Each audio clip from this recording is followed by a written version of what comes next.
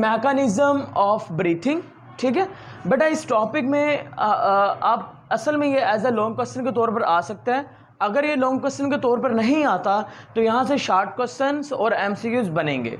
तो short question कौन से बनेंगे, एमसीक्यूज कौन से बनेंगे, वो मैं आपको बता दूंगा। अब यहाँ पर आप समझने वाले हैं कि जो ब्रीथिंग है, देखें फर्स्ट जो लेक्चर था आपका वो ब्रीथिंग के ऊपर ही था। ब्रीथिंग हमने कहा था कि गैसेज एक्सचेंज के प्रोसेस को क्या कहते हैं, ब्रीथिंग, जो कि एक मैकेनिकल या फिर फिजिकल प्रोसेस होता है, ठीक है। अब हमने ये समझना है कि जो ब्रीथिंग का मैकेनिज्म है ह्यूमंस के अंदर, हमारे अंदर, वो किस तरह से होता है। बेटा आपको पता है कि आपकी ब्रीथिंग के मैकेनिज्म में जो मेन रोल होता है वो आपकी रिब्स का होता है। Ribs are involved in the breathing mechanism. जब आप सांस लेते हैं तो सांस लेने में जो सबसे बड़ा रोल होता है वो आपकी रिब्स का होता है। अब वो उनका रोल कैसे होता है उसी को हम यहाँ पे देखते हैं। लेकिन उससे पहले बेटा आपको ये पता होना चाहिए व्हाई वी ब्रीथ, आप असल में ब्रीथिंग करते क्यों हैं। बेटा पहले आपको ये पता होना चाहिए आप ब्रीथिंग करते क्यों हैं। तो आपने कहना है कि आप ब्रीथिंग इसलिए करते हैं क्योंकि आप अपनी बॉडी से क्या रिमूव करना चाह रहे हैं, carbon dioxide. To remove carbon dioxide को रिमूव करने के लिए। अब बेटा आप सांस कैसे लेते हैं, असल में होता इस तरह से है। देखें हर एक लिविंग ऑर्गेनिजम्स की जो बॉडी होती है उसके अंदर एक सिंपल सा प्रोसेस हो रहा होता है जिसको आप नाम देते हैं सेलुलर रेस्पायरेशन का, जो कि हर सेल के अंदर हो रहा है। और अगर सेलुलर रेस्पायरेशन बेटा हर सेल के अंदर हो रही है तो इसका मतलब ये है कि सेलुलर रेस्पायरेशन के प्रोसेस के दौरान ग्लूकोज टूटेगा और ग्लूकोज के टूटने से क्या बन जाएगी, कार्बन डाइऑक्साइड बनती है। अब ये कार्बन डाइऑक्साइड बेटा जब आपके ब्लड के अंदर ज़्यादा होती है, कार्बन डाइऑक्साइड के ब्लड के अंदर ज़्यादा होने की वजह से ये आपके ब्रेन में मौजूद हाइपोथैलेमस के अंदर मौजूद रेस्पिरेटरी सेंटर को ट्रिगर कर देती है। क्या अभी मैंने बात की, मैंने कहा कि हम वहीं से स्टार्ट करेंगे जहाँ से स्किप किया हमने, और हमने बेटा सेलुलर रेस्पिरेशन पढ़ रहे थे फर्स्ट लेक्चर में। तो मैंने आपको ये कहा कि देखें सेलुलर रेस्पिरेशन हर सेल में होती है, हर सेल को एनर्जी चाहिए। सेलुलर रेस्पिरेशन के दौरान कार्बन डाइऑक्साइड बनती है, वो कार्बन डाइऑक्साइड ब्लड में जाएगी। जब कार्बन डाइऑक्साइड की कंसंट्रेशन ब्लड के अंदर बढ़ जाती है वो आपके ब्रेन में मौजूद हाइपोथैलेमस के अंदर जो रेस्पिरेटरी सेंटर्स होंगे उन रेस्पिरेटरी सेंटर्स को क्या कर देंगे, ट्रिगर कर देंगे। क्या कर देंगे, और आपकी बेटा जो सांस लेने की प्रोसेस होता है, या फिर बेटा आप ये कह लें कि आप 1 मिनट में कितनी बार सांस लेते हैं, उस चीज़ को भी जो कंट्रोल करेगा वो कौन होगा, रेस्पिरेटरी सेंटर। और ये डिपेंड करेगा किस चीज़ के ऊपर, कार्बन डाइऑक्साइड। जब आप बेटा भाग रहे होते हैं, आपको सिर्फ इतना पता है कि भागने के दौरान आप तेज़ी से सांस लेना शुरू कर देते हैं, लेकिन क्या लगता है आपको आप क्यों सांस तेज़ी से लेते हैं, उसकी रीज़न ये होती है जब आप भागते हो ना तो आपकी मस्कुलर एक्टिविटी हाई होती है। मस्कुलर एक्टिविटी के हाई होने की वजह से कार्बन डाइऑक्साइड ज़्यादा बनती है, और कार्बन डाइऑक्साइड के ज़्यादा बनने की वजह से रेस्पिरेटरी सेंटर जब देखता है कि कार्बन डाइऑक्साइड ब्लड में पहले से भी ज़्यादा हो चुकी है, वो रिब्स को ऑर्डर देता है कि रिब्स ज़ोर ज़ोर से इस तरह से कॉन्ट्रैक्ट और रिलैक्स करना शुरू करें। और रिब्स के कॉन्ट्रैक्ट और रिलैक्स करने से बेटा आप सब लोग सांस लेते हैं। Is that clear. तो असल में जो ब्रीथिंग मैकेनिज्म है उसको कौन कंट्रोल करेगा, रेस्पिरेटरी सेंटर कंट्रोल करेगा। कैसे कंट्रोल करेगा, आपने कहना है कि with the help of the movement. ये किसकी मदद से कंट्रोल करेगा, ये मूवमेंट करवाएगा। किसकी मूवमेंट में इन्वॉल्व होता है, मूवमेंट ऑफ रिब्स। किसकी मूवमेंट में, रिब्स एंड डायाफ्राम। तो ये रिब्स और डायाफ्राम की जो मूवमेंट होती है उसमें इन्वॉल्व होता है, और इन्हीं दो चीज़ों की जो मूवमेंट होती है वो इन्वॉल्व होती है आपकी बॉडी के अंदर गैसेस या ब्रीथिंग के मैकेनिज्म के लिए। अब अगर आप ब्रीथिंग की बात करते हैं तो बेटा ब्रीथिंग का जो मैकेनिज्म होता है ये 2 स्टेजेस या 2 स्टेप्स में डिवाइड होता है। पहला जो स्टेप होता है वो ये होता है कि जिसमें जो गैसेस होती हैं वो आपकी बॉडी के अंदर एंटर होती हैं, फिर आपको पता है कि वो एल्वियोलाई में जाएंगी जहाँ पर गैसों का एक्सचेंज होगा। गैसों के तबादले के बाद जो कार्बन डाइऑक्साइड होगी वो बॉडी से बाहर निकल आएगी। तो वो 2 प्रोसेस जो होते हैं उनको हम नाम कैसे देते हैं, हम उनको नाम देंगे इंस्पायरेशन एंड एक्सपायरेशन से। कैसे नाम देंगे, इंस्पायरेशन, और दूसरी क्या चीज़ है, एक्सपायरेशन। इंस्पायरेशन का बेटा एक सेकंड नेम भी होता है, इसको इनहेलेशन भी कहते हैं, और एक्सपायरेशन को क्या कहते हैं, एक्सहेलेशन। इनहेलेशन और ये आपके पास आ गया एक्सहेलेशन। ओके, अब हम बेटा डायरेक्टली इन मैकेनिज्म्स की तरफ जाते हैं, इंस्पायरेशन की जानिब, और इसको समझते हैं और फिर हम एक्सपायरेशन को समझेंगे। Okay, first one is a inspiration. अब इंस्पायरेशन का मतलब क्या होता है बेटा? इंस्पायरेशन का मतलब ये होता है कि जब गैसेस आपकी बॉडी के अंदर एंटर होती हैं, उसको आप क्या नाम दे दोगे? इंस्पायरेशन का नाम दे देंगे। क्या नाम देंगे? Inspiration, the intake of the respiratory gases. याद रखना, ब्रीथिंग के मैकेनिज्म में एक जिस चीज़ का और रोल होगा वो क्या होंगी आपके पास? रेस्पिरेटरी गैसेस होंगी। अब रेस्पिरेटरी गैसेस कौन सी होती हैं? दो होती हैं। उनमें से मेन जो एक होती है वो क्या है? ऑक्सीजन, और दूसरी क्या होती है? Carbon dioxide. तो हम यहाँ पर लिखेंगे द इनटेक ऑफ ऑक्सीजन लिख लें, इनटेक ऑफ गैसेस लिख लें, इनटेक ऑफ रेस्पिरेटरी गैसेस लिख लें। Is that clear? जब आप ये लिखेंगे ना रेस्पिरेटरी गैसेस इंस्पायरेशन के दौरान, तो आपने ब्रैकेट के अंदर लिख देना क्या चीज़? ऑक्सीजन। Is that clear? तो हम इसको बेटा लिख लेते हैं, the process of intake of respiratory gases, और ब्रैकेट में मैं लिख देता हूं यहां पर स्पेशली ऑक्सीजन आ गई हमारे पास, उसको क्या नाम दे देंगे? Is known as inspiration. Okay बेटा, अभी नोट करना स्टॉप करें और इधर देखें ज़रा मूवमेंट को। अब हमें यह समझना है कि इंस्पायरेशन के प्रोसेस के दौरान मूवमेंट कौन कौन सी होती है और कैसे इंस्पायरेशन का प्रोसेस होता है। That is the important point. असल में होता इस तरह से है बेटा, मैं आपको बताता हूं कि देखें, that is your rib cage, ये आपका थोरैसिक रीजन आ गया, और ये बेटा नीचे की जानिब आ गया, सपोज दैट कि ये आपका डायाफ्राम आ गया। ठीक है, ऐसे मौजूद है। इंस्पायरेशन के प्रोसेस के दौरान क्या होता है कि आपके जो रिब्स के मसल्स होते हैं, जिसको आप इंटरकॉस्टल मसल्स का नाम देते हो, द रिब्स मसल्स कॉन्ट्रैक्ट। जब रिब्स के मसल्स कॉन्ट्रैक्ट होते हैं तो बेटा जो रिब्स होती हैं वो ऊपर उठती हैं। बल्कि सांस लेके देखें जरा एक बार क्या होता है। देखें, जब हम सांस लेते हैं तो आपकी रिब्स बाहर को आती हैं। रिब्स बाहर को कैसे आती हैं? आपका बेटा रिब्स के मसल्स कॉन्ट्रैक्ट होते हैं, as a result the ribs cage moves upward. Rib किस तरफ मूव करती हैं? ऊपर की जानिब। उसी दौरान क्या होता है बेटा, आपका जो डायाफ्राम होता है ना, वो नीचे की जानिब चला जाता है। अब देखिए, पहले ऐसे मौजूद है। ओके, ट्राई करके देख सकते हैं आप लोग सभी एक बार। रिब्स ऊपर की जानिब आएंगे, डायाफ्राम नीचे जाएगा। ठीक है, अब होता ऐसे है कि बेटा जब रिब्स ऊपर चली गई, डायाफ्राम नीचे चला गया, तो आपका थोरैसिक रीजन में स्पेस बढ़ गई कि नहीं? आपका थोरैसिक रीजन के अंदर चेस्ट कैविटी में स्पेस बढ़ जाएगी। स्पेस के बढ़ने से क्या होगा, जो बेटा लंग्स होंगे ना वो डायलेट्स हो जाएंगे। लंग्स जो होते हैं ना वो बेटा स्पॉन्जी शेप स्ट्रक्चर में होते हैं। मैं आपको बताना चाहूँगा, चलो मैं जनरल एग्जांपल देता हूँ। आपने फोम देखा होगा, फोम को दबा के रखे तो वो छोटा हो जाता है, जैसे ही उसको थोड़ी स्पेस मिलती है आप उसको थोड़ा स्पेस देंगे वो बड़ा हो जाता है। तो लंग्स भी कुछ इसी शेप में होते हैं। ठीक है, फोम की तरह से नहीं होते, बस एग्जांपल दे रहा हूं कि ऐसे वो डायलेट कर जाएंगे। ठीक है, तो आपके बेटा क्या होगा, during the inspiration the muscles, intercostal muscles of the ribs contract, as a result ribs moves upward. At the same time diaphragm contracts and diaphragm moves downward. अब दोनों मूवमेंट के नतीजे में क्या होगा, the space inside the chest cavity is increased. और बेटा physics का एक सिंपल सा फार्मूला है आपके पास, P is equal to F/A।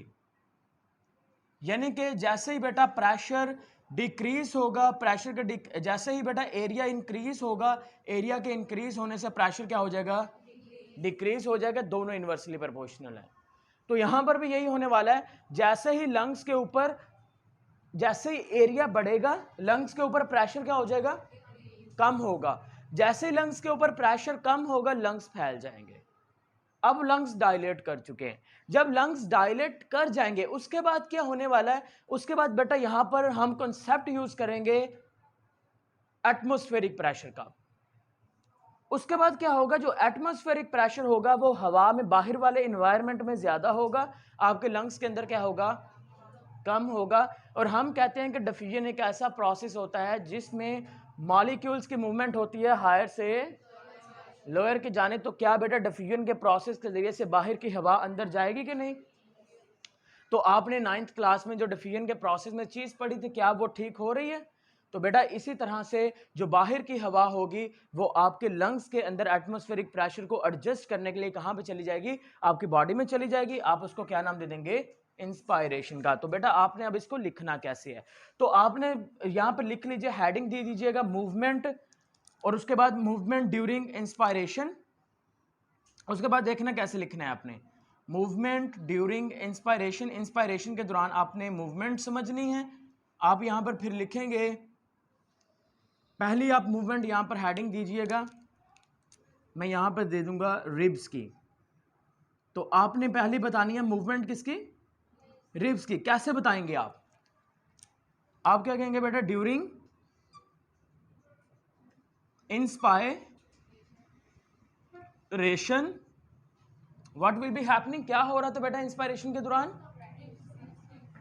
Ribs muscles, ribs contract नहीं होंगे, रिब्स मसल्स कॉन्ट्रैक्ट, रिब्स के मसल्स कॉन्ट्रैक्ट होंगे, ribs muscles contract as a result, जिसके नतीजे में क्या होने वाला है, रिब्स मूव्स अपवर्ड, किधर चली गई, ऊपर की जानिब चली गई। दूसरी बेटा बात हम किसकी करेंगे यहां पर, डायाफ्राम की।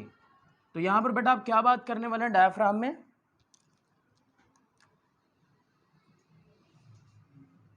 बेटा आप बात यहां पे करेंगे कि डायाफ्राम के मसल्स भी क्या होंगे, कॉन्ट्रैक्ट, क्या हो जाएंगे। तो आप यहां पे लिखिए डायाफ्राम मसल्स कॉन्ट्रैक्ट, डायाफ्राम के मसल्स कॉन्ट्रैक्ट होंगे, एंड और फिर क्या होने वाला है, and diaphragm, very good, diaphragm moves downward. तो इन दोनों मूवमेंट के नतीजे में क्या होगा, आप यहां पे लिखेगा हैंस, यहां पर मैं लिख देता हूं हैंस, इन दोनों के नतीजे में क्या हुआ, हम यहां पर बताएंगे बाकायदा कि इन दोनों चीजों के नतीजे में जो स्पेस होगी, या स्पेस या एरिया लिख लें, वो क्या हो जाएगा, area in chest cavity increase, और जब ये बेटा इंक्रीज होगा उसके नतीजे में प्रेशर ऑन लंग्स क्या हो जाएगा, decrease, pressure on lungs decrease. तो देन बेटा क्या होगा, देन आपने दो कॉन्सेप्ट्स बता देने, एक कौन सा मैंने बताया आपको, एटमॉस्फेरिक प्रेशर को एडजस्ट करेंगे, जिसकी वजह से जो बाहर वाली हवा होगी वो किस तरफ मूव करेगी, आउटर इन्वायरमेंट एयर मूव कर जाएगी बॉडी के अंदर by a simple process, and this one is known as a diffusion. क्या नाम दे देंगे, तो यहां पर बेटा आपका जो इंस्पायरेशन का मैकेनिज्म है वो कंप्लीट हो गया, और इसी मैकेनिज्म के जरिए से जो हवा होगी वो कहां पे चली जाएगी, आपकी बॉडी के अंदर चली जाएगी। ओके, अब हम बेटा चलते हैं दूसरे मैकेनिज्म की जानिब, जो है एक्सपायरेशन, और वो एक्सपायरेशन मैकेनिज्म बिल्कुल इंस्पायरेशन के ऑपोजिट होगा। अगर आपको पहला मैकेनिज्म समझ आ चुका है तो इसके ऑपोजिट बात हम यहां पर करते जाएंगे एक्सपायरेशन के दौरान। ओके बेटा एक बार ऑब्जर्व करके देखें, जब आप सांस बाहर निकाल रहे हैं बॉडी से तो उस वक्त क्या मूवमेंट आती है बॉडी में,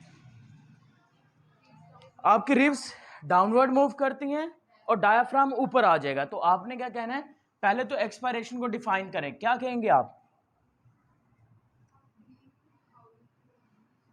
रिलीज ऑफ एयर या outward movement of air from body, उसको आप क्या नाम दे देंगे, उसको आप एक्सपायरेशन का नाम दे देंगे। और बेटा आप क्या कहेंगे, एक्सपायरेशन के प्रोसेस के दौरान मूवमेंट कौन सी होंगी, आपने हेडिंग बेशक दे दें यहाँ पर मूवमेंट, और हेडिंग के बाद यहाँ पर पहला आप सब हेडिंग में लिखेंगे रिब्स के बारे में।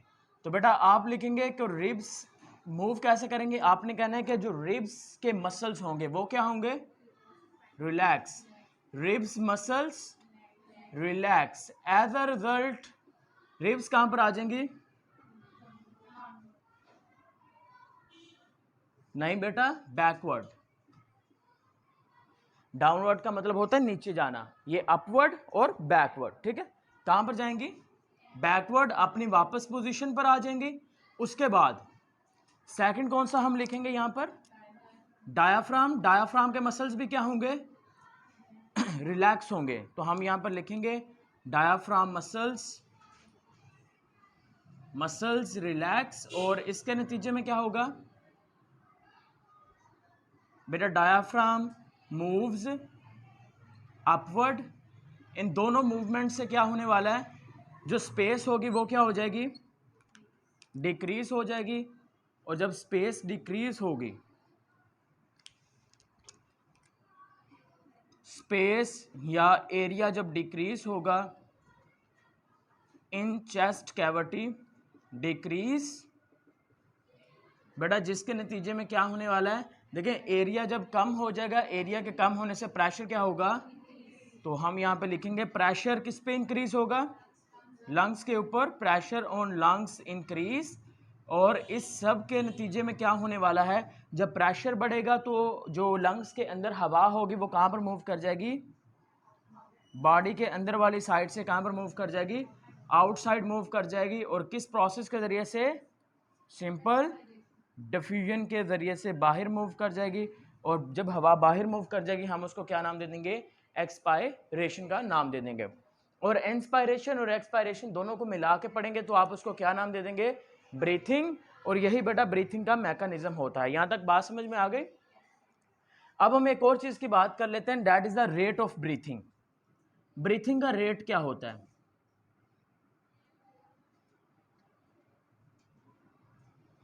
बेटा ब्रीथिंग का जो नॉर्मल रेट होता है, जब हम नॉर्मली तौर पर बैठे हैं तो आप एक मिनट के अंदर तकरीबन 16 से 20 दफ़ा सांस ले रहे होते हैं, यानी कि 16 to 20 टाइम्स, 16 से 20 दफ़ा नॉर्मल होता है, 20 टाइम्स नॉर्मली।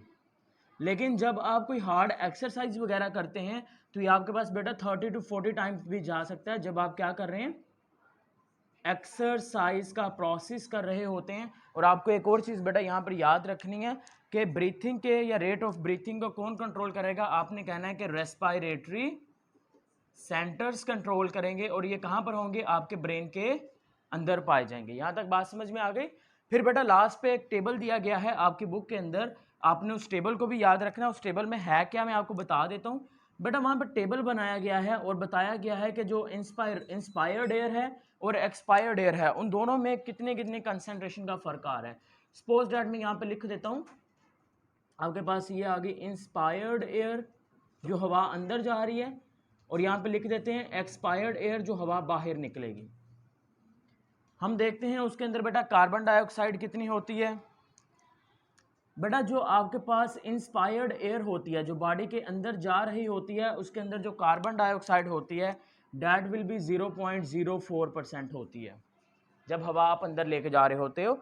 और जो बाहर निकल रही होती है तो उसके अंदर कार्बन डाइऑक्साइड होती है 4%। उसके बाद बेटा अगर हम ऑक्सीजन की बात कर लेते हैं तो जो ऑक्सीजन होती है इंस्पायर्ड एयर के अंदर डैट इज़ द 21%, और एक्सपायर्ड एयर के अंदर होती है 16%। इसके बाद तीसरी जो गैस होती है जो एटमॉस्फेयर में काफ़ी ज़्यादा पाई जाती है that is the N2। N2 बेटा होती है 79%, और जब वो बाहर निकलेगी वो भी 79% होती है। उसके बाद आप अगर एयर वेपर्स की बात कर लेते हैं, यहाँ से एमसीक्यूज बनेंगे बेटा, एयर वेपर्स में से ज़्यादा पूछ लिया जाता है। इंस्पायर्ड एयर के दौरान जो एयर वेपर्स होते हैं बेटा वो वेरिएबल्स होते हैं। क्या होते हैं, वेरिएबल। और जब बाहर निकालते हैं तो बेटा वो सैचुरेटेड होंगे। ठीक है, तो ये वो टेबल आ गया, लास्ट पे आ गया बेटा ये टेबल जहाँ से आपके एमसीक्यूज बन सकते हैं।